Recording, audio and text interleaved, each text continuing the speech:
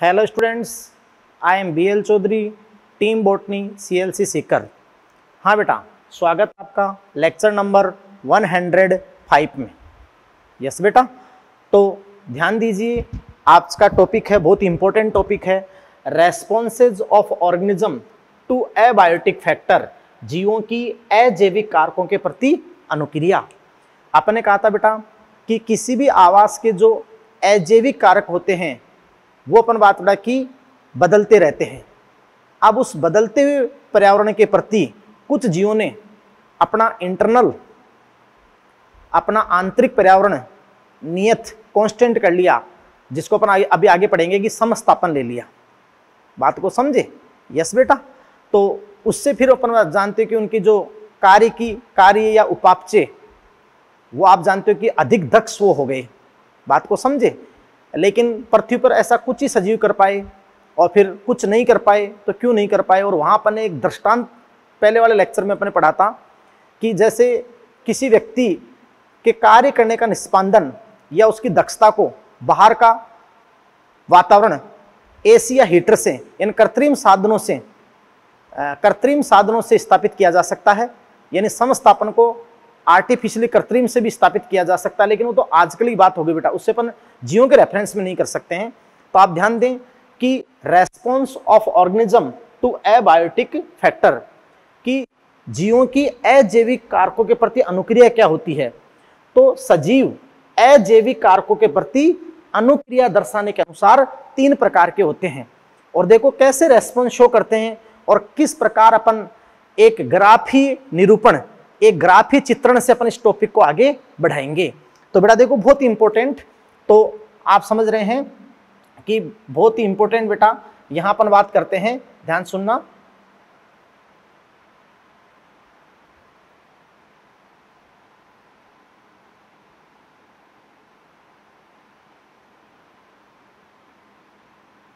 तो बेटा ध्यान दीजिए, बिल्कुल ये अपन एक ग्राफी निरूपण की बात कर रहे हैं। तो ध्यान दीजिएगा कि यहां अगर अपन बेटा देखो 2 लेवल ले लें। एक मैं आपको बता रहा हूं एक्सटर्नल लेवल यानी बेटा बाह्य स्तर, मतलब बाह्य परिवेश, बाह्य पर्यावरण। यस बेटा, एक्सटर्नल लेवल। और ये अपन बढ़ता हुआ एक्सटर्नल लेवल बात कर रहे हैं, बढ़ता हुआ बाह्य पर्यावरण। यस बेटा। और या इस पे अपन ले लें इंटरनल लेवल।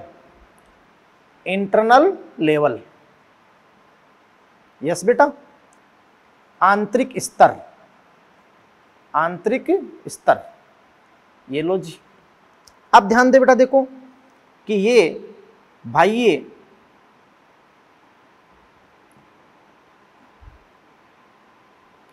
स्तर, ये बेटा आंतरिक स्तर। यस बेटा। अब देखो बेटा कि अजैविक कारकों के प्रति अनुक्रिया दर्शाने के अनुसार जो अपन यहां सजीवों के प्रकार देंगे, तो ध्यान से सुनना। सबसे पहले यहां पर अपन बात करते हैं बेटा कि बाह्य परिवेश के बढ़ने के साथ कुछ ऐसे सजीव होते हैं जो अपने आंतरिक पर्यावरण को, अपने इंटरनल एनवायरनमेंट को कांस्टेंट नियत कर लें। क्या कर लें बेटा? कांस्टेंट नियत कर लें। यस बेटा। तो आप समझ रहे हैं कि अपने बाह्य पर्यावरण के बढ़ने के साथ अपने आंतरिक पर्यावरण को नियत कर लें। यस बेटा। तो ऐसे सजीवों को अपन कहते हैं रेगुलेटर। क्या कहते हैं बेटा? रेगुलेटर, नियामक। रेगुलेटर कहते हैं, नियामक। यानी यहां अपन एक बहुत इंपॉर्टेंट लाइन लिखेंगे और फिर अपन पूरी व्याख्या पढ़ेंगे, लेकिन एक बार एक एक लाइन अपने यहां लिख दें कि अपन कहें बेटा कि दे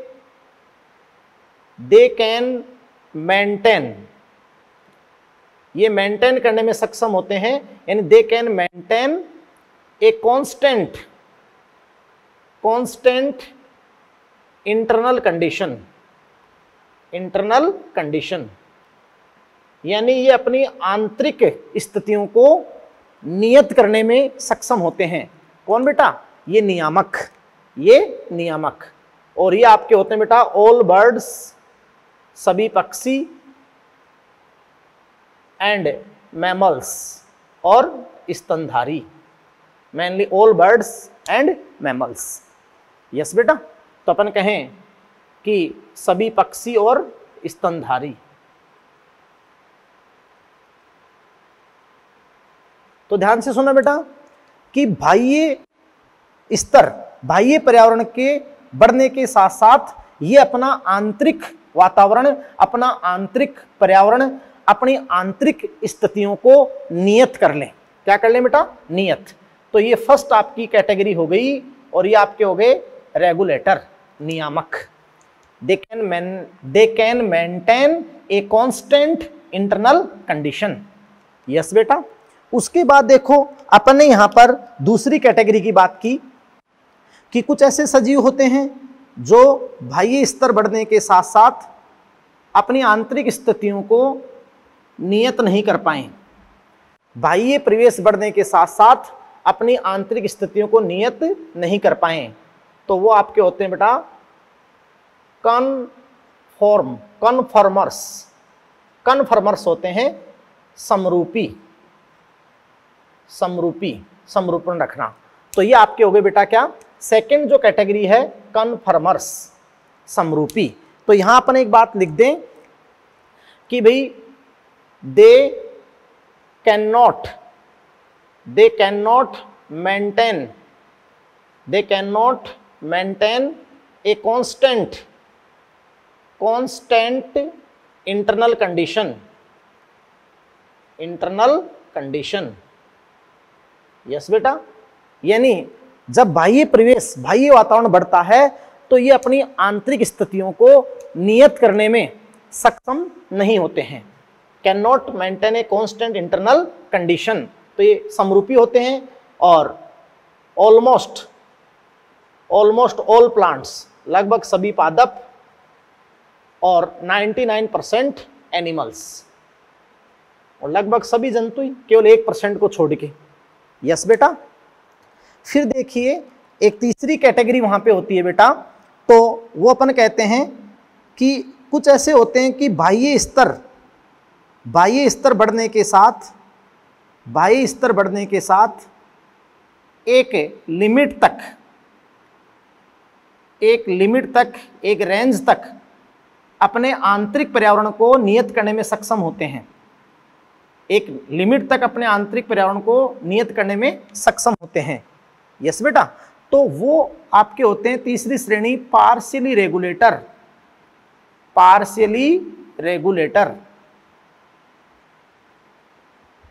आंशिक नियामक।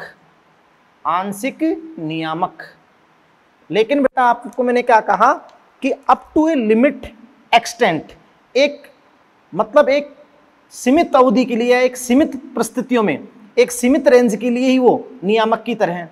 अगर उससे आगे, बियॉन्ड दिस, उससे आगे अगर कंडीशन होगी या बाह्य वातावरण बढ़ेगा, तो वो आप जानते हैं कि किसकी तरह हो जाएंगे? कन्फर्मर्स की तरह हो जाएंगे।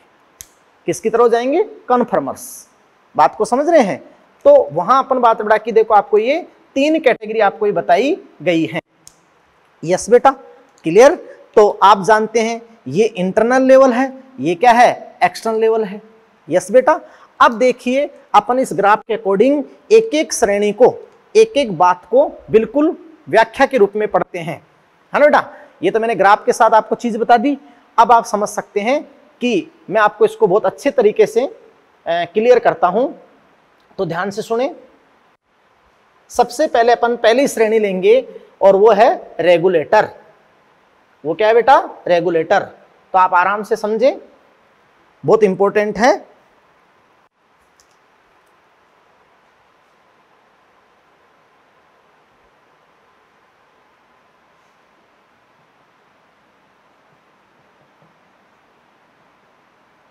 अब देखिए बेटा जी, अपन इस ग्राफ के अकॉर्डिंग सबसे फर्स्ट कैटेगरी अपन यहां लेते हैं, और वो आपकी होती है बेटा क्या? रेगुलेटर, नियामक,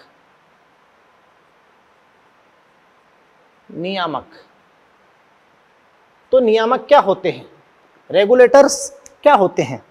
तो एक लाइन में तो मैंने आपको इतना सा बताया कि भाई ये एक्सटर्नल लेवल बढ़ने के साथ, अपना बाह्य स्तर, बाह्य पर्यावरण बढ़ने के साथ, ये अपने इंटरनल को, अपने शरीर के अंदर को, इंटरनल को अगर कांस्टेंट कर लें तो ये आपके क्या होते हैं, रेगुलेटर, नियामक। अब बेटा अपन पढ़ते हैं रेगुलेटर के बारे में विस्तृत, यानी बड़े लेवल पे अपन पढ़ते हैं। तो बेटा देखो, अपन सबसे पहले कहते हैं कि ये जीव, अपन बात बेटा कि ये सजीव बाह्य वातावरण में, ये सजीव बाह्य वातावरण में परिवर्तनों के बावजूद, ये सजीव बाह्य वातावरण में परिवर्तनों के बावजूद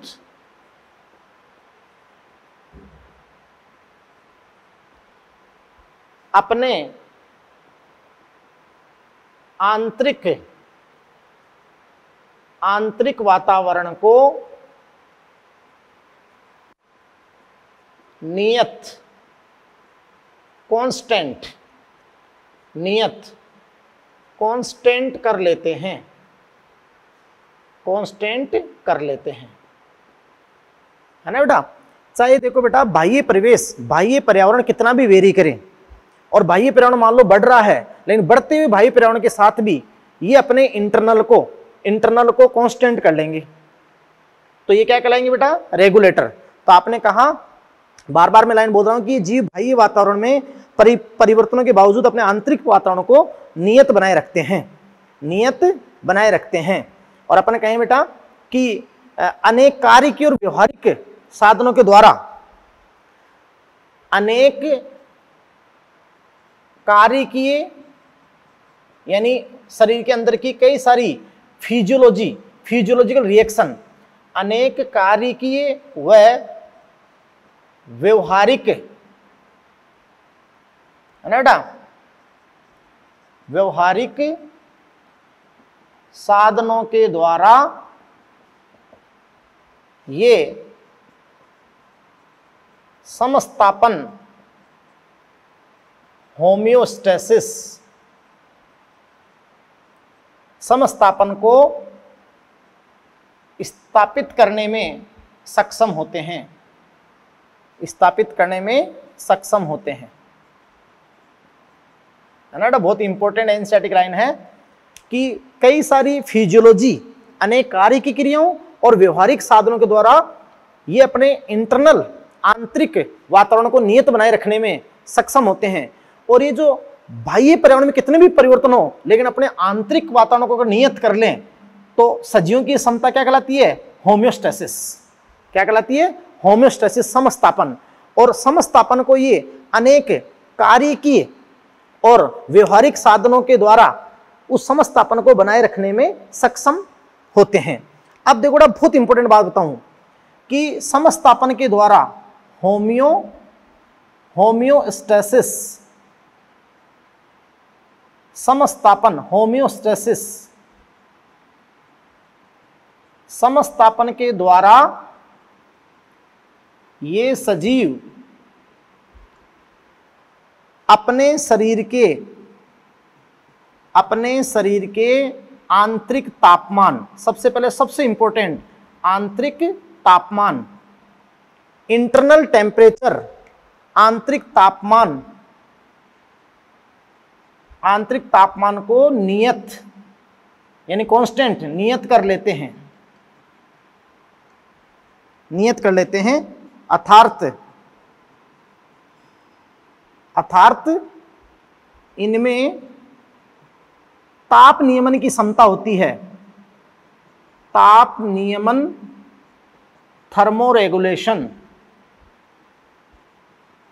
थर्मोरेगुलेशन की क्षमता होती है ना बेटा। यानी इनमें ताप नियमन की क्षमता होती है, थर्मोरेगुलेशन की क्षमता होती है। सबसे इंपॉर्टेंट बात कि होमियोस्टेसिस के द्वारा ये सजीव अपने शरीर के आंतरिक तापमान को नियत कर लेते हैं, अर्थात इनमें ताप नियमन की क्षमता होती है। अंदर का तापमान नियत हो जाएगा, चाहे परिवेश का तापमान कितना भी बढ़े, लेकिन अंदर का इनका क्या हो जाएगा, नियत हो जाएगा। बात को समझ रहे हैं? यस बेटा। और मैं आपको बात बताऊं कि तापमान के साथ साथ, मैं आपको बात बताऊं बेटा कि तापमान के साथ साथ ये अपने शरीर के विभिन्न द्रव्यों की, इसके साथ साथ तापमान के साथ साथ ये अपने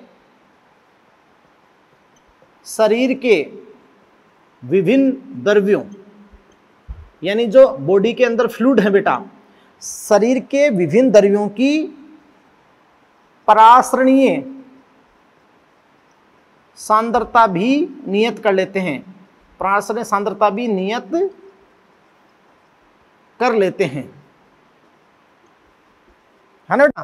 परासरणीय सांद्रता भी नियमित कर लेते हैं, अर्थात कहें कि इनमें ओस्मो रेगुलेशन की क्षमता होती है। ओस्मो रेगुलेशन की क्षमता भी होती है। बात को समझे बेटा, किसकी क्षमता होती है? ओस्मो रेगुलेशन की, है ना बेटा। चाहे परिवेश, जैसे जलीय जीव होते हैं, तो वो जलीय जीव जो नियामक होंगे, उनके शरीर की आंतरिक द्रव्यों की परासरणीय सांद्रता नियत होगी, चाहे बाह्य परिवेश में कितने भी चेंज हो, इंटरनल उनका क्या होगा, कांस्टेंट। तो ये आपके क्या होते हैं बेटा, रेगुलेटर। क्या होते हैं? रेगुलेटर। बात को समझ रहे हैं? ये बेटा आप समझ पा रहे हैं कि रेगुलेटर होते हैं, नियामक होते हैं, समझ रहे हो बेटा। और आप समझ सकते हैं कि नियामक ऐसा गुण कौन ले पाए, तो पृथ्वी के केवल 1% जंतु, ऐसा गुण आप समझ रहे हैं बेटा, ये आपने सारा नोट कर लिया, बहुत इंपॉर्टेंट समझ लिया। ऐसा गुण पृथ्वी के 1% जंतु, मैं आपको बता दूं कि केवल 1% आपके जो जंतु हैं वो रेगुलेटर हैं, नियामक हैं। और वो कौन है बेटा, मैं आपको बता देता हूं।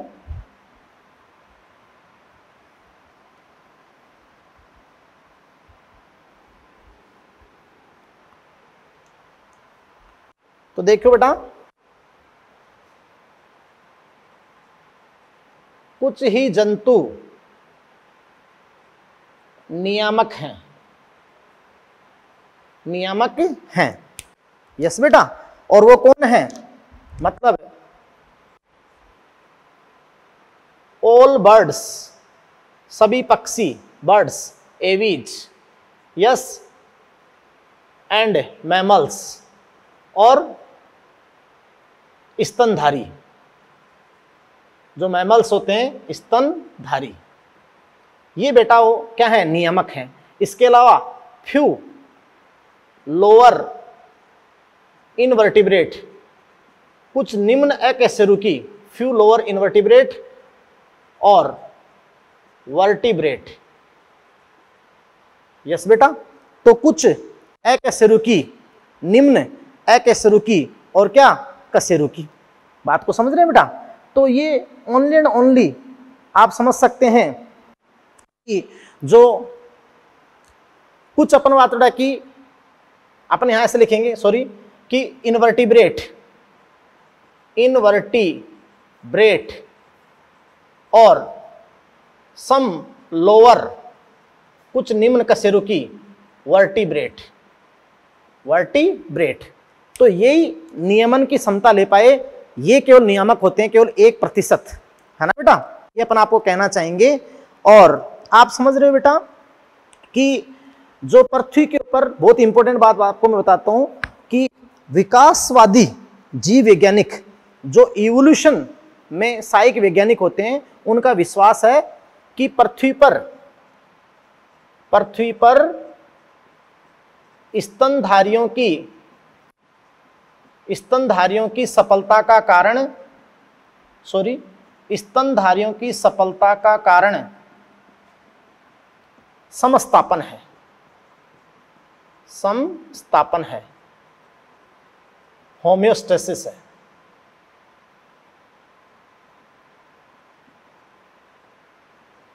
यस बेटा, कि पृथ्वी पर स्तनधारियों की सफलता का कारण क्या है बेटा, समस्थापन है। यस बेटा, यानी ये अपने शरीर के आंतरिक तापमान को नियत बनाए रखते हैं। और चाहे ये झुलसते हुए मरुस्थल में हो या अंटार्कटिका पोल्स पर हो, ये खूब फलते फूलते हैं, क्योंकि बाह्य परिवेश का कोई भी तापमान हो, इनका आंतरिक तापमान क्या रहता है, नियत रहता है। बात को समझ रहे हो बेटा, इनका आंतरिक तापमान क्या रहता है बेटा, नियत रहता है। और सबसे इंपॉर्टेंट बात आपको मैं बता दूं कि जैसे आपको पता है मनुष्य के शरीर का आंतरिक तापमान, मनुष्य के शरीर का आंतरिक तापमान, मनुष्य के शरीर का आंतरिक तापमान बताओ कितना नियत रहता है, आंतरिक तापमान 37 डिग्री नियत रहता है। अब बेटा देखो इधर ध्यान दो कि इतना उच्च यानी 37 ही कैसे नियत किया मनुष्य ने, तो आप जानते हो 37 डिग्री पर अपने शरीर के अंदर की जो एंजाइमेटिक क्रियाएं हैं, जो उपापचय है, वो बिल्कुल ऑप्टिमम होता है, यानी वो बिल्कुल दक्ष रूप से होता है। इसलिए आप जानते हो कि मनुष्य के शरीर का आंतरिक तापमान कितना है, 37 डिग्री नियत रहता है। किसके कारण, होमियोस्टेसिस के कारण, समस्थापन के कारण। क्लियर बेटा। और आप जानते हो कि जो अन्य स्तनधारी या पक्षी हैं उनका भी लगभग इतना ही है ना, जैसे अपन कहते हैं ना अपना जो 37 डिग्री या 98 फ़ारेनहाइट होता है, तो 99 या 102 पक्षियों का भी 102 के लगभग, यानी 1-2 डिग्री वेरी करता है। बाकी लगभग इतना ही तापमान उनका भी क्या होता है, नियत होता है, जो भी नियामक होते हैं। यस बेटा। अब समझो कि मान लो अपन बात बेटा कि मनुष्य के शरीर का आंतरिक तापमान 37 डिग्री नियत रहता है। अब जैसे बेटा अपन कहें कि गर्मियों में मान लो बाहर का तापमान बढ़ जाए, तो फिर अपने अंदर वाले को 37 को अपन कैसे नियत रखेंगे। तो आपको पता है बेटा कि गर्मियों के अंदर अपने पसीना आता है ना, स्वेट पसीना आता है। तो गर्मियों में बढ़े हुए बाह्य तापक्रम की तुलना में 37 डिग्री तापक्रम पसीने जब अपने आएगा, पसीना आएगा, तो जैसे हवा चलेगी तो इवेपोरेटिंग कूलिंग, वाष्पीकरण, ठंडक मिलती है शरीर को, तो उस कारण से नियत रहता है गर्मियों में। बात को समझ रहे हो। तो अपन कहें बेटा कि जैसे गर्मियों में पसीने के द्वारा होने वाली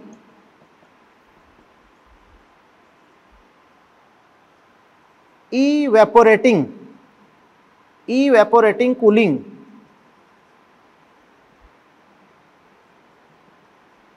यानी वाष्पीकरण, ठंडक, जानते हो ना, पसीना आने के बाद हवा लगती है तो ठंडाई महसूस होती है अपन को। तो गर्मियों में पसीने के द्वारा होने वाली इवेपोरेटिंग कूलिंग के कारण 37 डिग्री नियत रहता है। समझ रहे हो। और सर्दियों में क्या होता है बेटा, सर्दियों में जब तापमान बहुत गिर जाता है बाहर का, तो आप जानते हो अपन ऐसे ठिठुरने लगते हैं, है ना, ठिठुरते हैं ना, शिवरिंग होती है। वो कंकाली पेशियों की एक एक्सरसाइज है, कंकाली पेशियों की एक एक्सरसाइज है। उससे अपना अंदर का टेम्परेचर बढ़ता है, रेज होता है, और वो अपना 37 डिग्री मेंटेन रहता है। तो गर्मियों में बाहर का बढ़ गया, तो गर्मियों के अंदर बढ़े हुए बाह्य तापक्रम की तुलना में 37 डिग्री तापक्रम कैसे नियत रहता है, पसीने के द्वारा होने वाली वाष्पीकरण, ठंडक, इवेपोरेटिव कूलिंग के कारण होता है। और सर्दियों में कपकपी, कंकाली पेशियों में खिंचाव एक एक्सरसाइज है, जिससे ऊष्मा उत्पन्न होती है और जिससे तापक्रम वृद्धि में सहायता मिलती है, और अपना 37 डिग्री तापमान नियत रहता है। बात को समझे बेटा। तो ये आपके क्या है, रेगुलेटर। तो मैंने रेगुलेटर की सारी बात आपके सामने क्लियर कर दी। बात को समझे। पहली श्रेणी रेगुलेटर, और मैंने वहीं पे लिख दिया था, आपको इंग्लिश में भी लिख दिया था कि they can maintain a constant internal condition, यानी ये अपनी आंतरिक स्थितियों को नियत बनाए रखने में सक्षम होते हैं, चाहे बाह्य परिवेश कितना ही बढ़े, इनका आंतरिक क्या होता है, नियत होता है। और जिससे ये अपन बात बेटा कि खूब फलते फूलते हैं और भूमध्य रेखा से ध्रुव तक किसी भी आवास में ये पाए जा सकते हैं। कौन बेटा, रेगुलेटर। बात को समझे। क्योंकि इनका इंटरनल बाह्य परिवेश एक्सटर्नल से प्रभावित नहीं होता। बात को समझे। अब बेटा देखिए अपन सेकंड कैटेगरी यहां पर अपन पढ़ेंगे कन्फर्मर। क्या पढ़ेंगे बताओ, कन्फर्मर। समरूपी क्या होते हैं। यस बेटा, क्लियर। तो देखिए नेक्स्ट, अब देखिए बेटा जो दूसरी श्रेणी है वो है कन्फर्मर्स, समरूपी, समरूपण रखना। तो मैंने आपको यहीं पे पहले एक लाइन लिखाई थी कि they can not maintain a constant नियत इंटरनल कंडीशन। तो बेटा अपन ऐसे कहें कि देखो यहां पर एक बहुत इंपॉर्टेंट बात कहें कि प्राणियों की यानी एनिमल्स की, प्राणियों की एक बहुत बड़ी संख्या अर्थात आप कहते हो लगभग 99% एनिमल तथा लगभग सभी पादप अपने आंतरिक पर्यावरण को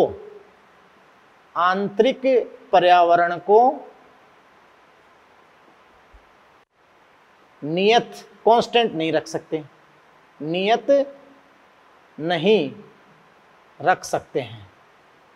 है ना बेटा। यानी प्राणियों की एक बहुत बड़ी संख्या 99% एनिमल और लगभग सभी पादप ऑलमोस्ट ऑल प्लांट अपने आंतरिक पर्यावरण को नियत नहीं रख सकते हैं। जैसे ही एक्शन लेवल बढ़ेगा तो उनका इंटरनल भी बढ़ेगा। तो क्या है बेटा? कन्फर्मर। क्या है बताओ? कन्फर्मर। ये बात अपन ने कही, अर्थात अपन बात कहें बेटा कि उनके शरीर का आंतरिक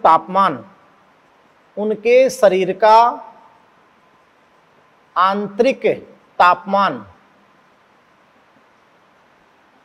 परिवेशी तापमान, जो सराउंडिंग है, चारों तरफ का पर्यावरण है, परिवेशी तापमान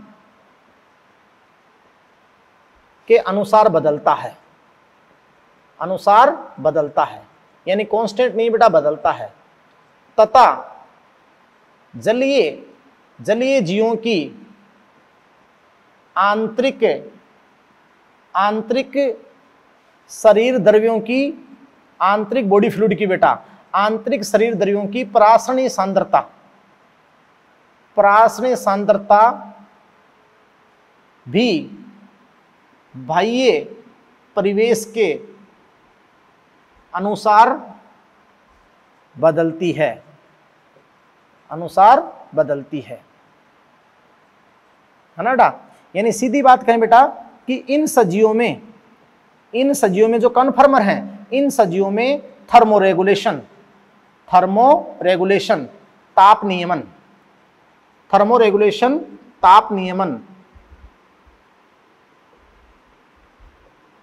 व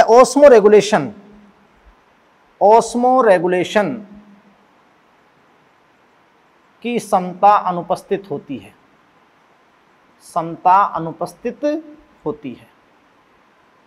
यानी ऐसा ये नहीं कर पाए। बात को समझे? यानी इनमें थर्मोरेगुलेशन की और ओस्मोरेगुलेशन की क्षमता क्या होती है? एब्सेंट होती है। किनमें? कन्फर्मर में। और ऐसे आप जानते हो कि 99% एनिमल और प्लांट हैं। और बेटा आप कह सकते हो कि ये सजीव अजैविक कारकों के प्रति अत्यधिक अनुकूलन प्रदर्शित करते हैं। एडेप्टेशन, अनुकूलन दर्शाते हैं। बात को समझे बेटा? तो ये आपके हैं कन्फर्मर्स। क्या है बेटा? कन्फर्मर्स। बात को समझ रहे हैं आप? और अब देखो बेटा कि ये आपके कन्फर्मर्स हैं, समरूपी हैं। बात को समझे? तो ये आपने ने कहा कि समरूपी हैं, वो तो आप समझ ही गए हैं। यस बेटा। अब देखो बहुत अच्छा क्वेश्चन आएगा, है ना बेटा। और ये आप पहले भी पढ़ चुके हो कि इनको थ्रू आउट ईयर, पूरे वर्ष भर बाहर का एक कांस्टेंट सा चाहिए, क्योंकि अपने अंदर को तो कर नहीं सकते हैं। अगर बाहर वाला ज्यादा वेरी कर गया तो फिर गड़बड़ हो जाएगी। बात को समझे नहीं समझे? तो थ्रू आउट ईयर इनको पूरे वर्ष भर एक सा वातावरण चाहिए। तभी तो अपने जलवायु कटिबंध बनाए थे प्लांट के, कि भूमध्य रेखा के आसपास ट्रॉपिकल उष्ण कटिबंध, फिर सब ट्रॉपिकल, फिर शीतोष्ण, फिर शंकुधारी, और एक लाइन के बाद पादप थे ही नहीं। अरे बोलो। और मतलब ये एक रेस्ट्रिकेट, एक संकीर्ण क्षेत्र में ही पाए जाएंगे अलग अलग, और वैसे ही अडेप्टेशन, अनुकूलन करेंगे। ये रेगुलेटर की तरह, मतलब हर जगह फलते फूलते नहीं हैं। बात को समझ रहे हो? और अपन नहीं कहा था कि मैंगो के ट्री, आम के पेड़, है ना, जो अपन बात करें बेटा कि ट्रॉपिकल रीजन के हैं, वो जर्मनी और कनाडा जैसे देशों के अंदर नहीं उग सकते हैं। बात को समझे? तो ये बेटा मैंने तभी वहां पर बताया था। अब देखो आपके माइंड में क्वेश्चन उठता है कि जातीय उद्भवन तो एक बहुत पहले हो गया था, यानी आप जानते हैं कि करोड़ों वर्षों का जैव विकास हुआ, तो क्या करोड़ों वर्षों के जैव विकास में इन कन्फर्मर ने नियामक होने की कोशिश नहीं की? क्योंकि नियामक होने का फायदा है, अगर अपना आंतरिक पर्यावरण, आंतरिक वातावरण अगर नियत होगा तो आप जानते हैं कि कार्यों का निष्पादन या दक्षता अच्छी होगी। तो अपनी दक्षता को अच्छी करने के लिए क्या इन्होंने नियामक होने का प्रयास नहीं किया? बात को समझिए बेटा। तो एक बहुत इंपॉर्टेंट स्टेटमेंट अपन देते हैं कि भाई नियामक होने की इन्होंने कोशिश नहीं की क्या? ऐसा दिमाग में क्वेश्चन, या ये समरूपी नियामक बनने के लिए विकसित क्यों नहीं हुए? यस बेटा। तो देखो एक बहुत इंपॉर्टेंट लाइन अब यहां पर आती है कि बेटा अधिकांश जीवों में प्राकृतिक चयन के द्वारा समस्थापन को नहीं अपनाया गया। अब भाई क्यों नहीं अपनाया गया?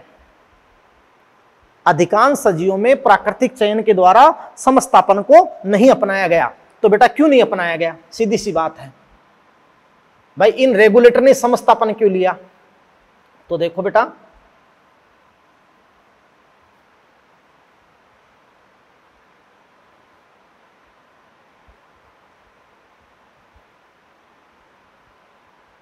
सीधी लाइन अपन पढ़ें कि अनेक सजीवों के द्वारा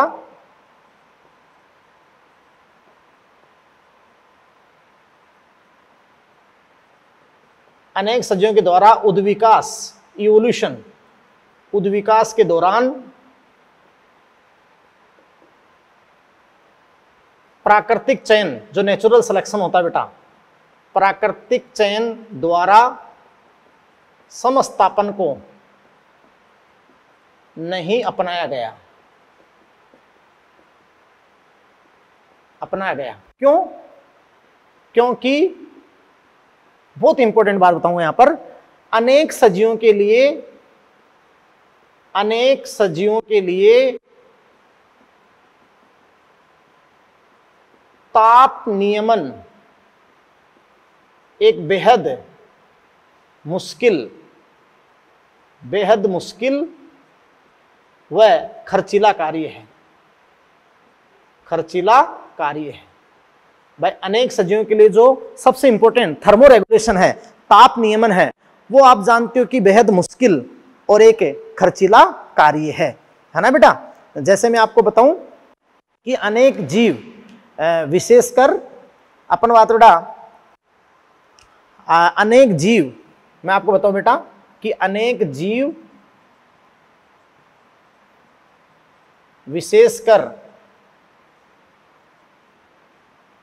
छोटे पक्षी, जो बहुत ही छोटे पक्षी होते हैं ना, छोटे पक्षी है ना, जैसे हमिंग बर्ड और सन बर्ड है ना, सकोरा होता है, एक हमिंग बर्ड होता है ना। तो अनेक जीव, विशेषकर छोटे पक्षी व स्तनधारी, छोटे स्तनधारी, जैसे आपने पढ़ा होगा श्रूज, छचुंदर, श्रूज। अनेक जीव विशेषकर जैसे बेटा अपन छोटे पक्षी और छोटे स्तनधारी श्रूज में ताप नियमन, थर्मो रेगुलेशन, ताप नियमन तथा परासरण नियमन ऊर्जा के हिसाब से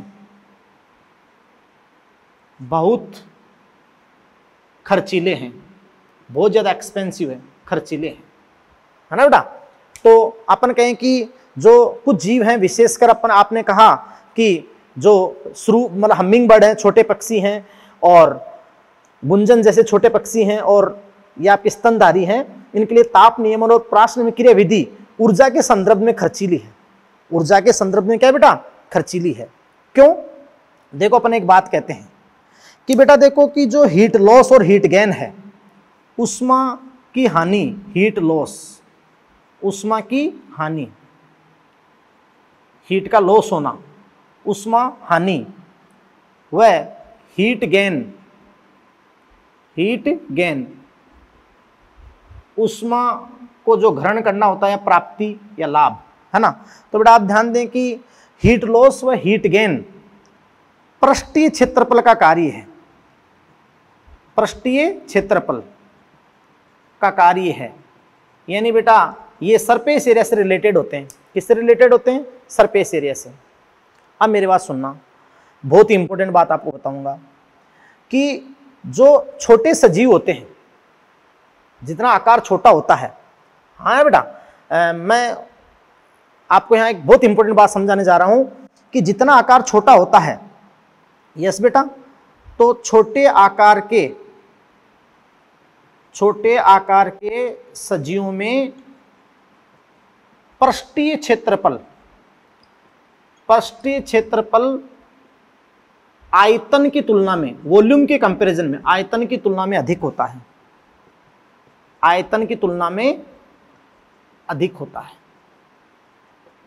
बात को समझ रहे हो बेटा कि जो छोटे आकार के सजीव होते हैं उनमें पृष्ठीय क्षेत्रफल आयतन की तुलना में क्या होता है? अधिक होता है।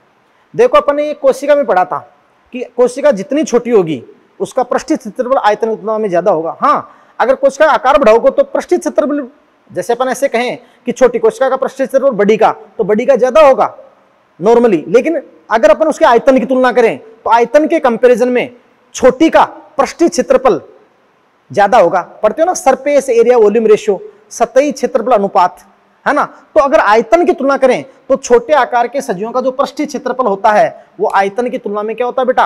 अधिक होता है। अब सुनो कि आयतन की तुलना में ज्यादा होता है और हीट लॉस और हीट गेन किसका काम है? पृष्ठीय क्षेत्रफल का। किसका काम है बेटा? पृष्ठीय क्षेत्रफल का। तो देखिए कि अब जैसे वो अगर मान लो कि जो छोटे पक्षी हैं, छोटे पक्षी अगर मान लो इनके बाहर अगर ठंड हो, बाहर क्या हो? ठंड हो। अगर बाहर ठंड होगी तो ये अपने शरीर से तेजी से उष्मा की हानि कर देंगे। अब तेजी से उष्मा की हानि कर देंगे तो उस उष्मा को बनाने के अंदर अत्यधिक उपापचय मतलब काफी ऊर्जा खर्च होगी उसको मेंटेन करने के लिए। तो ऐसा करना सक्षम नहीं है, तो ये बहुत ही ज्यादा खर्चीला हो जाएगा। इसलिए अपन एक बहुत इंपॉर्टेंट बात बेटा वहां कहते हैं, देखो मैं आपको बता दूं कि ये जो छोटे आकार के पक्षी हैं, छोटे आकार के पक्षी हैं और स्तनधारी, छोटे आकार के पक्षी और स्तनधारी, ये अपन बात बेटा कि मैं आपको बता दूं कि ध्रुवीय क्षेत्रों के अंदर बहुत कम मात्रा में बिरले ही पाए जाते हैं, है ना बेटा। तो अपन कहते हैं कि ये छोटे आकार के पक्षी व स्तनधारी, जबकि जनरली तो स्तन नियामक है भाई, जनरली तो नियामक है ना, लेकिन ये छोटे आकार के पक्षी व स्तनधारी ध्रुवीय प्रदेशों में जो पोल्स हैं वहां रेयर केस में, अति दुर्लभ रेयर केस में ही पाए जाते हैं, रेयर केस में ही पाए जाते हैं। क्यों? क्योंकि वहां बाह्य परिवेश के अंदर क्या है बेटा? ठंड है। बात को समझे। और बाह्य परिवेश में ठंड है तो ये अत्यधिक उष्मा इनके शरीर से उत्सर्जित हो जाएगी। अब इस उष्मा को पुनः उत्पन्न करने के लिए, इनको बहुत सारी उपापचय ऊर्जा खर्च करनी होगी। बहुत सारी बेटा क्या? उपापचय ऊर्जा खर्च करनी होगी। आप क्यों कहोगे? क्योंकि बाहर ठंड होने से इनके शरीर से अत्यधिक उष्मा की हानि हो जाएगी,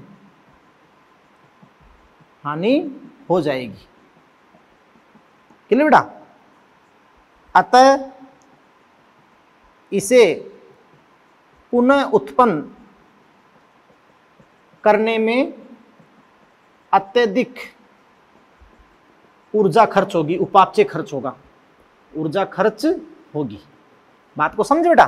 तो जो अपना जो क्वेश्चन उठा था ना माइंड के अंदर कि भाई ये समरूपी जब नियमन होना अच्छा ही था तो ये नियामक क्यों नहीं हो पाए? तो इसलिए नहीं हो पाए, बात को समझ रहे हो आप? इसलिए नहीं हो पाए क्योंकि ये भेद मुश्किल और खर्चीला कार्य है, हाँ ना। ट्राई सबने किया लेकिन इसलिए नहीं हो पाए। बात को समझे? जैसे मैंने आपको शुरू में प्रीवियस लेक्चर में जो दृष्टांत बताया था कि अपन आप यहाँ कोचिंग में आओ तो आपके हॉस्टल में भी एसी कर दें, फिर आप जितनी दूरी तक हो वहीं भी एसी कर दें, जिस क्लास में तो वहीं भी एसी कर दें, तो ये अपने कृत्रिम साधन लगा दिए। लेकिन अपने एक बात कह दें कि शुरू में तो एक अपन ऐसी बात कहें कि भाई हमारे पास 2 हॉस्टल हैं, एसी हॉस्टल भी हैं और विदाउट एसी भी है, तुम चाहे जो ले लो। तो तुम सारे क्या लोगे? गर्मियों में तो एसी वाला लोगे। बात को समझे नहीं समझे?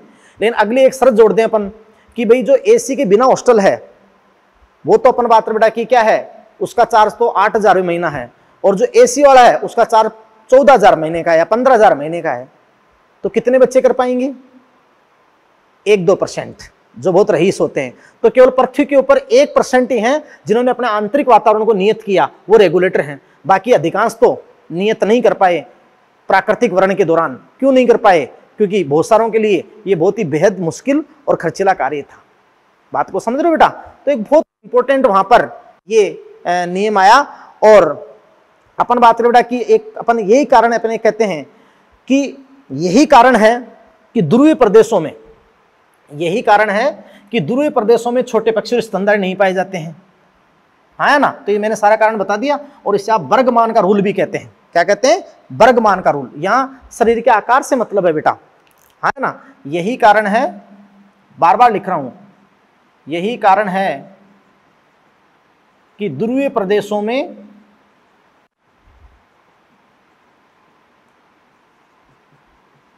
छोटे पक्षी व स्तनधारी नहीं पाए जाते।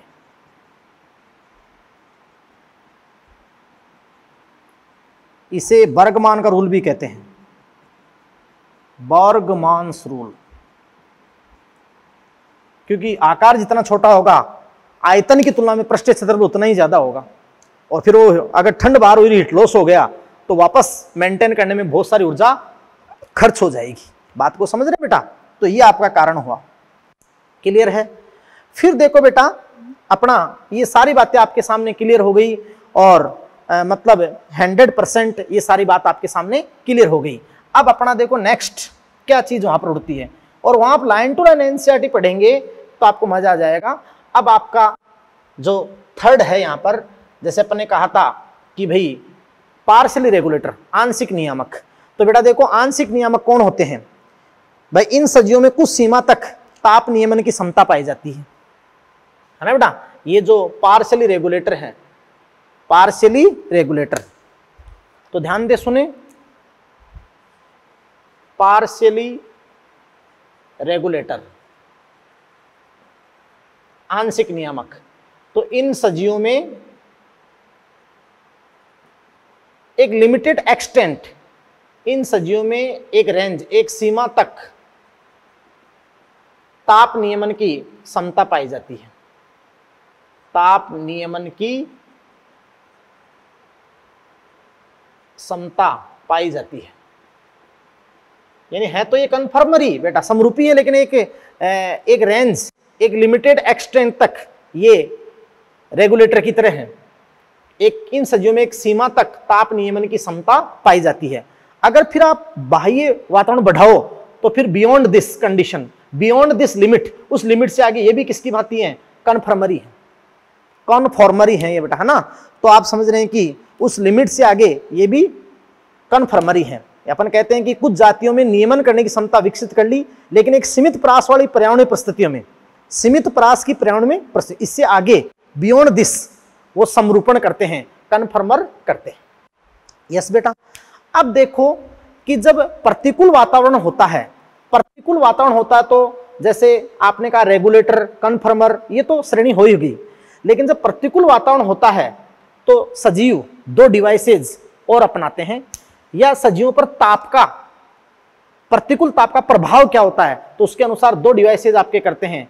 एक वहां पर सबसे इंपॉर्टेंट होता है माइग्रेशन, माइग्रेशन यानी माइग्रेट यानी प्रवास, है ना बेटा। और एक आपको बताएंगे सस्पेंड, निलंबन।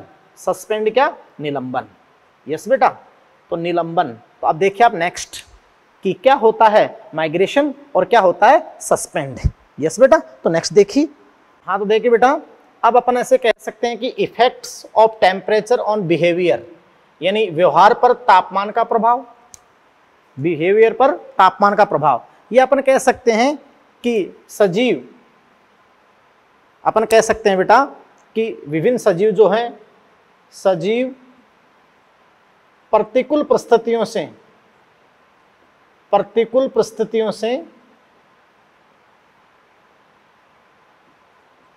बचने के लिए, प्रतिकूल परिस्थितियों से बचने के लिए दो युक्तियां, डिवाइसेज, दो युक्तियां अपनाते हैं, है ना बेटा। प्रतिकूल परिस्थितियों से बचने के लिए दो युक्तियां अपनाते हैं, जैसे माइग्रेशन, प्रवास, पलायन। इसको अपन क्या कह सकते हैं बेटा, एरिया एस्केप।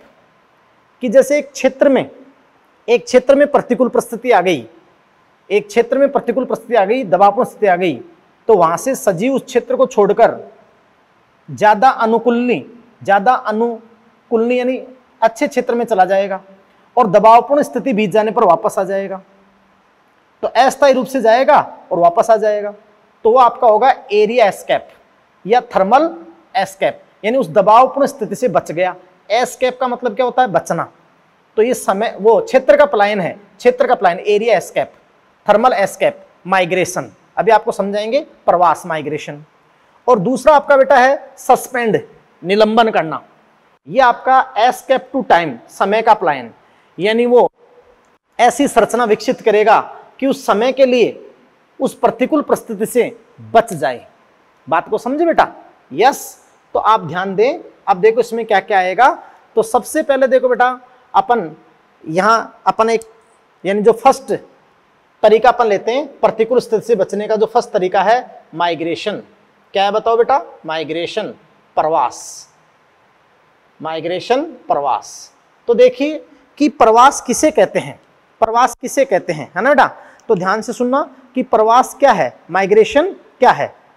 कि अनेक जंतु, जैसे अपन बात करें कि यहां अपन कहेंगे कि अनेक जंतु जैसे मछलियां एवं पक्षी ज्यादातर, तो अनेक जंतु अस्थायी रूप से यानी टेम्परेरी, अस्थायी रूप से दबावपूर्ण या प्रतिकूल परिस्थिति,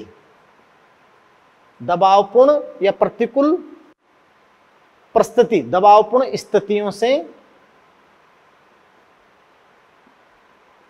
निपटने के लिए कम दबाव वाले क्षेत्र या ज्यादा अनुकूलनी, उनके लिए ज्यादा एडेप्टिव हो, ज्यादा अनुकूलनी क्षेत्र में पलायन कर जाते हैं, है ना बेटा? चले जाते हैं। और दबावपूर्ण स्थितियां बीतने पर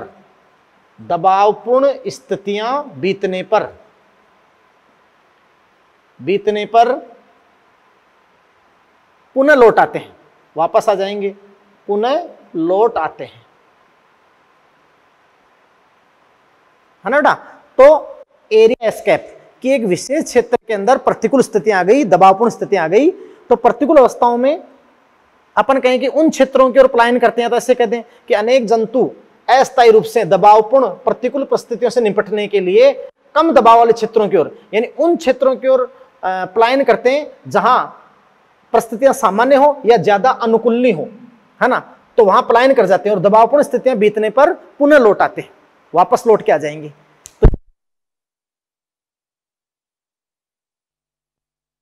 तो आपका क्या होगा? माइग्रेशन। क्या होगा बेटा? माइग्रेशन, प्रवास। बोलो हाँ, है ना? और अपन बात बेटा कि ये आपका प्रवास होगा। जैसे मैं आपको एक एग्जांपल दूं इसका, सबसे इंपॉर्टेंट, है ना बेटा? और इसका सबसे जो इंपॉर्टेंट एग्जांपल है वो साइबेरियन क्रेन है, साइबेरियन क्रेन। तो आप जानते हो कि साइबेरियन क्रेन, है ना बेटा, साइबेरियन सार्स। तो आपको अच्छे से पता है बेटा कि जो उत्तरी ध्रुव क्षेत्र होते हैं जहां अत्यधिक ठंड पड़ती है, और साइबेरिया भी उनमें से हैं। तो देखो सर्दियों में मैं आपको बताऊं बेटा, सर्दियों में साइबेरिया से जो विंटर सीजन होती है बहुत प्रतिकूल होती है उनके लिए, बहुत ठंड होती है वहां पर। तो सर्दियों में साइबेरिया से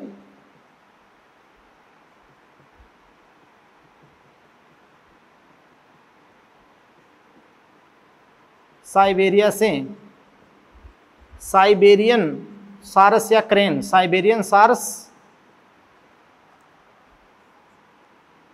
राजस्थान के प्रसिद्ध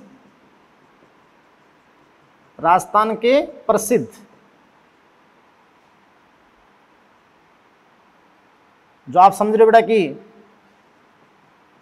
केवलादेव घना राष्ट्रीय पार्क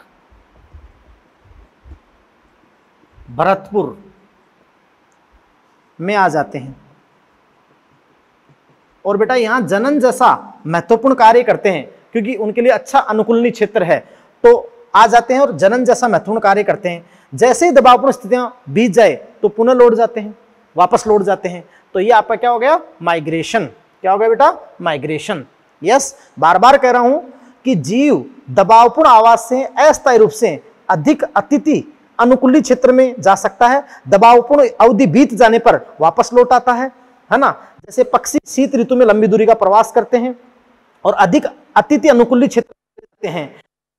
काल में राजस्थान में स्थित जो केवलादेव घना राष्ट्रीय पार्क है भरतपुर के अंदर, वहां खूब सारे आप जानते हो बेटा कि जो साइबेरियन सार्स हैं वो अतिथि पक्षी के रूप में वहां पर उनका स्वागत होता, आ जाते हैं। और जैसे ही प्रतिकूल स्थिति बीत जाती है तो पुनः लौट जाते हैं। इसके अलावा एक तो आपने साइबेरियन क्रेन इसका एग्जाम्पल बता दिया माइग्रेशन का, साइबेरियन क्रेन। यस बेटा, और आप जानते हो कि मैं यहां पर बहुत इंपॉर्टेंट बात करूं कि एक आपने बता दिया साइबेरियन क्रेन, और भी मैं आपको अभी का ताजा एग्जाम्पल बताता हूं साइबेरियन क्रेन के अलावा। अभी आपने देखा होगा लोकस्ट, यानी जो टिड्डी का दल आता है, टिड्डी दल, अभी आपने देखा ना टिड्डी दल बहुत ग्रुप के अंदर आता है वो, तो वो भी अपन बात रही प्रवास का एक एग्जाम्पल है।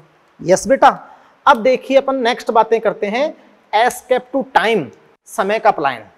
एस्केप टू टाइम यानी समय का पलायन, और वो आपकी कंडीशन है सस्पेंड, निलंबन करना।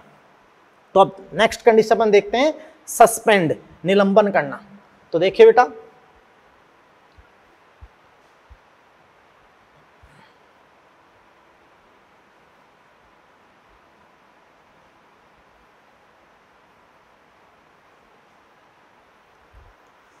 देखिए बेटा कि सस्पेंड, निलंबन करना ये क्या होता है, या अपन कहें कि इसमें प्रतिकूल समय रहता है उस तक बचते हैं। तो ध्यान से सुना बेटा, देखो मतलब ये क्या होता है बेटा, यह जीवन चक्र की एक अवस्था है बेटा जिसमें कोई भी जीव प्रतिकूल परिस्थितियों से बाहर निकलने के लिए अनेक, बहुत ही अच्छी लाइन इंसाइट दे रखी है, अनेक विकासात्मक, शरीर क्रियात्मक, जैव रासायनिक व्यवहार में परिवर्तन करता है, बेटा। और वो प्रतिकूल परिस्थितियों से बचने के लिए अनेक चिरकालिक, जो मैंने पेनेट्रेट आपने सुना होगा, अनेक चिरकालिक संरचनाएं अर्थात अनेक विशिष्ट संरचनाएं निर्मित करते हैं। तो आपने कहा कि बेटा प्रतिकूल परिस्थितियों से बचने के लिए ये अनेक चिरकालिक संरचनाएं अर्थात अनेक विशिष्ट संरचनाएं वो निर्मित करते हैं, किसमें, सस्पेंड में। और जिस क्षेत्र में प्रतिकूल परिस्थिति रहते हैं वहीं रहते हैं, लेकिन एक समय के लिए बच जाते हैं, escape to time, escape to time. Yes बेटा, बोलो। अब देखो मैं आपको जो आपने सुनाई चिरकालिक, चिरकालिक संरचनाओं का मीन क्या होता है ना? परनेशन संरचना की जो प्रतिकूल परिस्थिति में अक्रिय होकर पड़ी रहे और जैसे ही अनुकूल परिस्थिति आ जाए तो वापस अंकुरित हो जाए, तो वो आपकी होती है बेटा चिरकालिक संरचना। यस बेटा। तो जैसे मैं आपको इसमें समझाना चाहूंगा कि कई सारी स्ट्रक्चर्स में क्या क्या है। जैसे प्रतिकूल परिस्थितियों में आपको पता होना चाहिए बेटा, प्रतिकूल परिस्थितियों में, प्रतिकूल परिस्थितियों में अनेक जीवाणु होते हैं, कवक फंजाई होते हैं, वह निम्न पादप लोअर प्लांट जैसे एल्गी, मोटी भित्ति युक्त संरचनाएं, बहुत ही मोटी भित्ति युक्त संरचनाएं, थिक वॉल्ड स्ट्रक्चर, मोटी भित्ति युक्त संरचनाएं विकसित करते हैं। जैसे स्पोर, सुना था ना आपने स्पोर, कई सारे स्पोर जो थिक वॉल्ड होते हैं, जैसे जीवाणु के अंदर एंडोस्पोर अंतःबीजाणु, कवकों में भी क्लेमाइडो बीजाणु रैसे, और एल्गी में भी स्पोर बनते हैं। ये बीजाणु जो इनको प्रतिकूल स्थितियों से क्या करते हैं बेटा, बचाते हैं एक समय के लिए, तो अपन बोलते हैं एस्केप टू टाइम। यस बेटा। इसी प्रकार देखो बेटा कि जो हायर प्लांट हैं, हायर प्लांट यानी उच्च पादप, एंजियोस्पर्म रही है ना, जिम्नोस्पर्म और एंजियोस्पर्म। उच्च पादपों में सीड, एक तो बीज, तुम्हें पता ना, बीज प्रसुप्ता में रहता है तो प्रतिकूल परिस्थिति बच सकते हैं। बीज और अनेक कायिक प्रवर्ध यानी वेजिटेटिव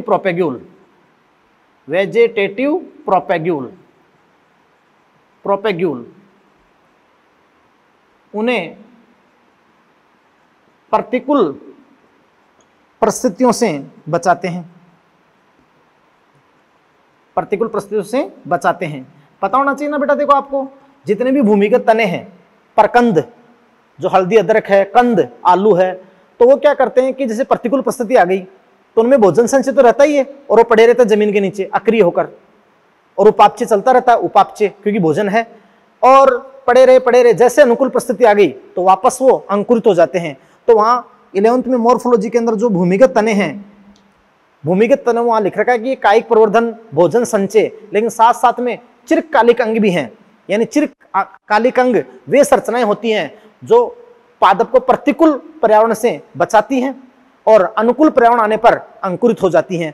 तो आप जानते हो कि उच्च पादपों में बीज और अनेक कायिक प्रवर्धक संरचनाएं, ये भी जैसे अपन कहें बेटा उनको प्रतिकूल परिस्थिति में बचाती है। जैसे अपन कहें राइजोम प्रकंद है ना, और वो कंद ट्यूबर, जो भी आपने भूमिगत तने पढ़े थे, बात को समझे, तो ये बात आपकी हो गई। तो इसका मतलब देखो कि हाँ बेटा ये कंडीशंस आपकी हो गई। अब देखो आगे जो एक महत्वपूर्ण स्थितियां और आएगी जो अनेक सजीव दर्शाते हैं, तो वो क्या दर्शाते हैं मैं आपको बताता हूं नेक्स्ट। तो बेटा देखो नेक्स्ट इसके अंदर कि समय का पलायन कैसे होता है, और तो यहां मैं आपको समझा देता हूं, बहुत इंपॉर्टेंट बातें हैं। एनसीईआरटी पढ़ोगे तो और भी आपके दिमाग की फेज क्लियर होंगे, मन लगाकर पढ़ोगे तो, है ना बेटा। तो ध्यान से सुनो कि देखो, फिर मैं आपको कहूं बेटा कि कुछ ऐसी स्थितियां होती है कि कुछ जीव समय में पलायन करके दबाव से बचते हैं। जैसे मैं आपको अगले इसके अंदर रूप बताऊं कि एक पॉइंट होता है, मैं आपको बताऊं बेटा हाइबरनेशन, शीत निष्क्रियता, है ना। तो जैसे बेटा कुछ जीव कैसे अपन बात बेटा कि समय का पलायन कर जाते हैं, एस्केप टू टाइम, यानी वो अपन कहते हैं बेटा कि ये समय का पलायन करके दबाव से बचते हैं। इसमें से सबसे इंपॉर्टेंट यहां प्रोसेस है जैसे हाइबरनेशन, शीत निष्क्रियता, आप जानते हैं शीत निष्क्रियता, समझ गए बेटा। शीत निष्क्रियता बेटा आप सब जानते हैं कि ये विंटर स्लिप होती है, विंटर स्लिप, जब सर्दी में बहुत प्रतिकूल स्थिति आ जाती है तो हाइबरनेशन, विंटर स्लिप, है ना। और आपको अच्छे से पता है कि शीत निष्क्रियता जो एम्फीबिया, रेप्टिलिया या फिर ध्रुवीय भालू में पाई जाती है, क्या, हाइबरनेशन, शीत निष्क्रियता। शीत निष्क्रियता क्या होती है बेटा कि विंटर के दौरान ये कुछ जंतु विंटर के दौरान, इन प्रतिकूल परिस्थिति के दौरान ये जंतु अपने शरीर को सिकुड़कर अक्रिय अवस्था में चले जाते हैं, है ना बेटा, अक्रिय अवस्था में चले जाते हैं जब तक प्रतिकूल समय है, और उस समय से बच जाते हैं, हाइबरनेशन। आपको पता है बेटा कि हाइबरनेशन, मैं आपको बताना चाहता हूं कि जो हाइबरनेशन है वो ध्रुवीय भालू, पोलर बियर,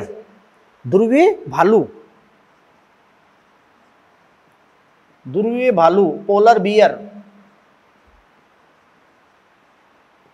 सॉरी बेटा, ध्रुवीय भालू, पोलर बियर, या जैसे रेप्टाइल्स होते हैं, सरीसृप होते हैं, जैसे सांपों में ये शीत निष्क्रियता देखने को मिलती है। यानी इनके बॉडी के अंदर क्या होता है बेटा, भोजन तो संचय रहता ही है, और ये अपने बॉडी को बिल्कुल सिकुड़ लेते हैं, सिकुड़कर अक्रिय हो जाते हैं, और अपने आगे की डेवलपमेंट स्टेज जो भी प्रोसेस उनको रोक देंगे और अक्रिय हो जाएंगे, ऐसे घूम के गेंद की तरह पड़े रहेंगे, और पड़े रहेंगे तो अंदर फूड है ही, धीमा धीमा मेटाबॉलिज्म चलता रहेगा, और ये उस समय को गुजार जाएंगे। तो ये आपका हो गया हाइबरनेशन।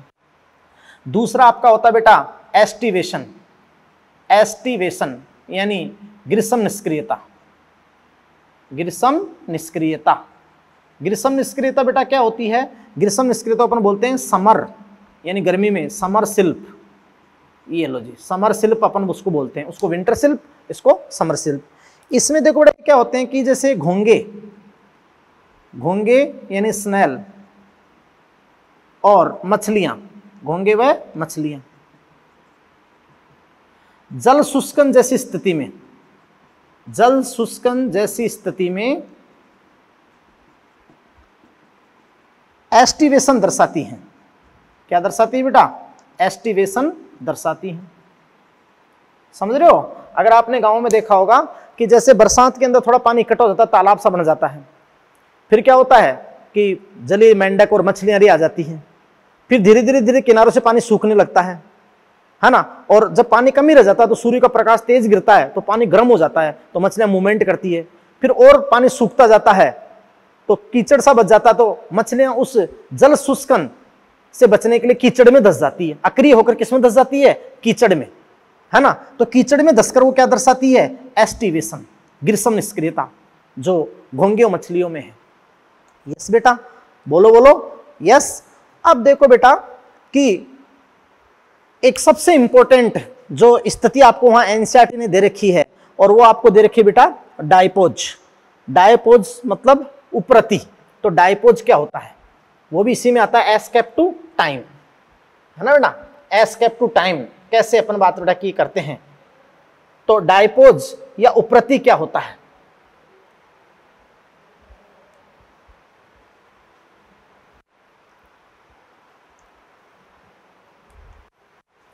अब आपका बेटा देखो थर्ड आपका होता है डायपोज,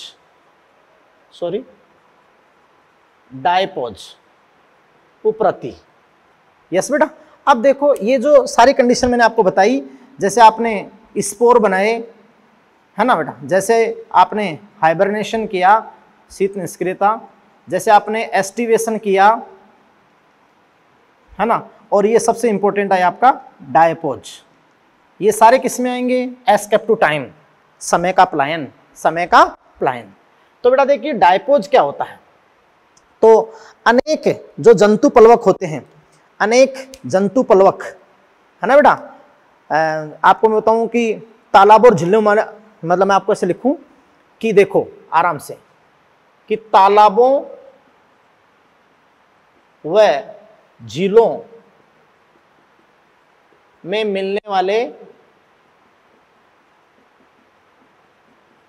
अनेक जंतु पलवक जो जू प्लैंकटन होते हैं, जू प्लैंकटन में आप जानते हो बेटा कौन आते हैं, जैसे एक तो होता है पादप प्लवक डायटम, और ये एक होते हैं जू प्लैंकटन, ये अमीबा रही है, या फिर विभिन्न जीवों के लार्वा, विभिन्न जीवों के लार्वा।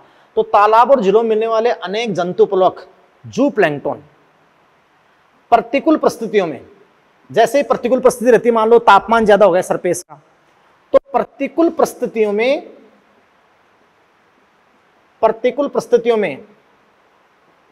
अपने डेवलपमेंट की, जैसे लार्वा से डेवलपमेंट होता ना, तो बेटा अपने डेवलपमेंट की सभी स्टेज रोक देते हैं, अपने डेवलपमेंट की बेटा सारी स्टेजेज रोक देते हैं, है ना, और परिवर्धन की अवस्थाओं को रोक देते हैं, डेवलपमेंट की स्टेजेस को रोक देते हैं और अक्रिय हो जाते हैं,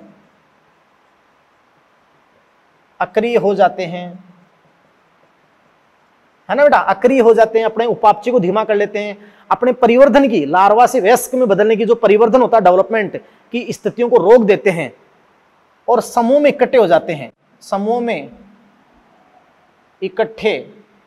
जाते हैं, यस बेटा, इसे आप क्या कहते हो, डायपोज, उपरति, और प्रतिकूल स्थितियों से बचते हैं और प्रतिकूल स्थितियों से बच जाते हैं। तो ये सारे उपाय मैंने आपको बता दिए बेटा, बात को समझे।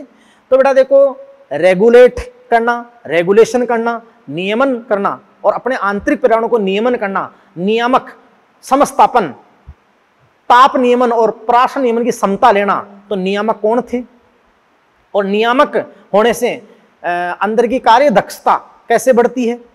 फिर ऐसा तो केवल 1% ही कर पाए, फिर कन्फर्मर समरूपण रखना, तो कन्फर्मर कौन थे। फिर उद्विकास के दौरान क्या कन्फर्मर ने नियामक होने की कोशिश नहीं की, लेकिन बहुत कम ही ने सफलता पाई, अधिकांश सफलता नहीं पा पाए, इसका कारण क्या था। फिर पार्शियली रेगुलेटर क्या होते हैं, फिर प्रतिकूल स्थिति से बचने के लिए या टेम्परेचर का सजीवों के व्यवहार पे प्रभाव, तो ये 2 डिवाइसेज, माइग्रेशन प्रवास क्या होता है, एरिया एस्केप, और ये सस्पेंड निलंबन करना। सस्पेंड जानते हो बेटा, सस्पेंशन क्या होता है, जैसे पानी में मिट्टी के कण को डाल दें तो नीचे मिट्टी के कण बैठ जाते हैं ना, अक्रिय हो जाते हैं, तो वो आपका क्या होता है, बात को समझ पा रहे हैं। तो ये सारी चीज बेटा मैंने आपको बहुत अच्छे लेवल पे समझाई, और अपन ने कहा था कि समस्थापन, ये तो अगर रेगुलेट होते ना, आंतरिक वातावरण को नियमित करते हैं, तो वो तो होता प्राकृतिक, अपने शरीर की कार्य की क्रियाओं और व्यवहारिक प्रक्रमों के द्वारा। लेकिन अपन ने कहा था कि कृत्रिम साधनों से भी इसको बनाया जा सकता है, लेकिन वो तो अब कंडीशन बनी है और वो तो बहुत मुश्किल है उसको भी करना, बात को समझ रहे हो आप। तो सारी चीजें बेटा मैंने आपके सामने अभी रिकेप कर दी, सारी बातें बता दी। इतना इंपॉर्टेंट ये टॉपिक है, बहुत मस्त टॉपिक है, एनसीईआरटी से इसको बेस्ट तैयार करें, मैंने सारी थ्योरी लिख दी है ना बेटा। तो थैंक यू वेरी मच। अब अपन नेक्स्ट लेक्चर लेते हैं, नेक्स्ट लेक्चर में अपन आगे का टॉपिक एडेप्टेशन, अनुकूलन, एडेप्टेशन क्या होता है, जो एक जीव का लक्षण है। तो एडेप्टेशन की रीडिंग लगा कर रखें, नेक्स्ट लेक्चर को फिर आप देखें। यस बेटा, थैंक यू वेरी मच।